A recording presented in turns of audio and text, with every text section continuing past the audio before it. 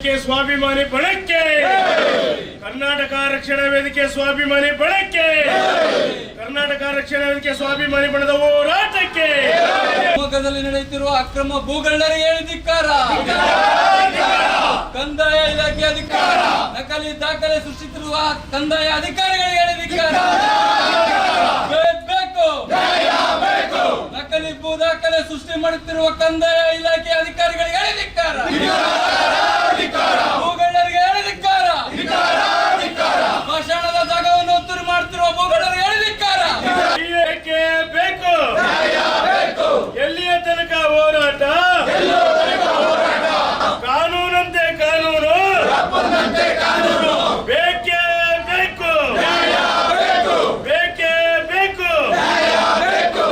ಇವತ್ತು ಶಿವಮೊಗ್ಗ ಜಿಲ್ಲೆಯಲ್ಲಿ ಸಾಕಷ್ಟು ಅಭಿವೃದ್ಧಿ ಆಗ್ತಾ ಇರೋದು ಒಂದು ಕಾರಣ ಆದರೆ, ಅಭಿವೃದ್ಧಿ ದಿಕ್ಕಿನಲ್ಲಿ ಈ ಭೂಮಾಫಿಯಾ ಮತ್ತು ಭೂಗಳ್ಳರು ಸೇರಿಕೊಂಡು ಇವತ್ತು ಸರ್ಕಾರಿ ಜಾಗಗಳನ್ನು, ಕೆರೆ ಒತ್ತುವರಿಗಳನ್ನು ಮತ್ತು ಏನು ಇವತ್ತು ಸಾರ್ವಜನಿಕರ ಜಾಗಗಳನ್ನು ಕಬಳಿಸುವಂಥ ಒಂದು ದೊಡ್ಡ ಮಾಫಿಯಾ ಇಲ್ಲಿ ಸೃಷ್ಟಿಯಾಗಿದೆ ಅಂತಕ್ಕಂಥದ್ದು ಗಣನೆಗೆ ಬಂದಿದ್ದು, ಅದಕ್ಕೆ ಪೂರಕವಾದಂಥ ಎಲ್ಲ ದಾಖಲಾತಿಗಳನ್ನು ಜಿಲ್ಲಾ ಸಮಿತಿ ಎಲ್ಲ ಇಲಾಖೆಯಲ್ಲಿ ಪಡೆದಿದ್ದು, ಇದನ್ನು ತಕ್ಷಣ ಜಿಲ್ಲಾ ದಂಡಾಧಿಕಾರಿಗಳು ಗೊತ್ತಿದ್ರೂ ಕೂಡ ಈ ರೀತಿಯ ಏನು ಭೂಗಳ್ಳರನ್ನ ಕಡಿವಾಣ ಹಾಕುವಂಥ ನಿಟ್ಟಿನಲ್ಲಿ ಪ್ರಾಮಾಣಿಕ ಪ್ರಯತ್ನ ಆಗ್ತಾ ಇಲ್ಲ ಅಂತಕ್ಕಂಥ ನೋವು, ಅದರ ಜೊತೆಗೆ ಆಗ್ರಹನೂ ಕೂಡ ಇವತ್ತಿದೆ.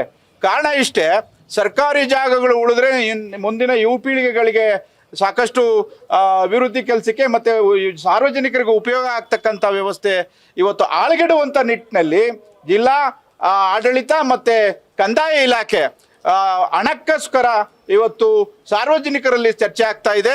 ಇವರು ದುಡ್ಡು ಮಾಡಲಿಕ್ಕೋಸ್ಕರ ಸರ್ಕಾರದ ಜಾಗವನ್ನು, ಕೆರೆಗಳನ್ನು, ಗುಂಡುತೋಪುಗಳನ್ನು ಮತ್ತು ಇಲ್ಲಿರ್ತಕ್ಕಂಥ ಎಲ್ಲ ಸರ್ಕಾರಿ ಆಸ್ತಿಗಳನ್ನು ಕಬಳಿಸುವಂಥ ಒಂದು ವ್ಯವಸ್ಥೆ, ಒಂದು ಗೂಂಡ ಏನಂದರೆ ಇವತ್ತು ಪಟಬದ್ಧ ಶಕ್ತಿಗಳು ಸೃಷ್ಟಿಯಾಗಿದೆ ಅಂತಕ್ಕಂಥ ಒಂದು ಚರ್ಚೆ ಆಗಿದೆ ಇವತ್ತು.